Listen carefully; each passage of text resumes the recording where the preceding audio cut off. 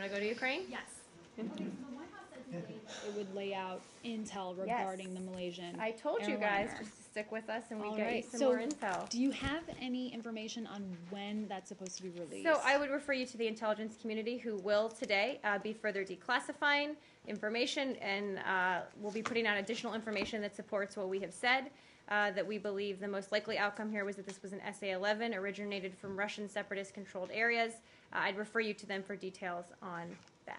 Okay, it will be but you coming don't out know today. what time? You have no I idea. don't have those details. Okay. I'm sorry. Also, Russia has recently been questioning a Ukrainian SU-25 fighter jet that was flying no more than 3 miles away from the Boeing plane before it was shot down, and they've sort of suggested that it may have been involved. They don't know, but they're questioning I think they've it. done more than suggest What, that. Yes. What evidence does the U.S. have to rule out that as a possibility at this point? Because I've heard reports that the U.S. already sort of knocked that out.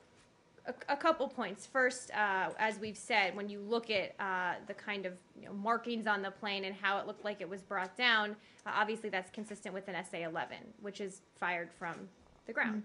I haven't seen any information that indicates a Ukrainian jet.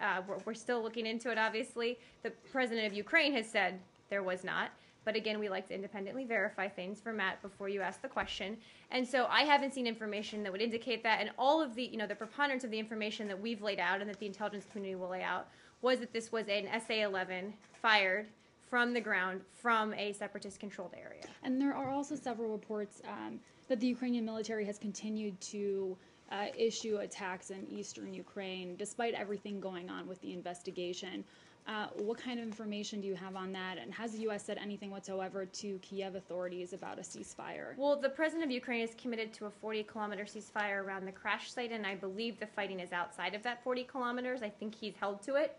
And look, a ceasefire takes two sides, right? So where there are attacks against the Ukrainian people or Ukrainian forces, they obviously have a responsibility, an obligation to protect their people. But it's my understanding that they have held the ceasefire around the crash site. And just one more question. Yep. Is the U.S. concerned about that fighting continuing amidst the investigation? Well, we're concerned about all of the fighting in eastern Ukraine, which is the result of these pro-Russian separatists, who we've seen what they're capable of doing, not just this week, but over many weeks, including when they've bragged about shooting down planes in the past. So we've called on President Putin very directly to use his influence to help end the fighting there.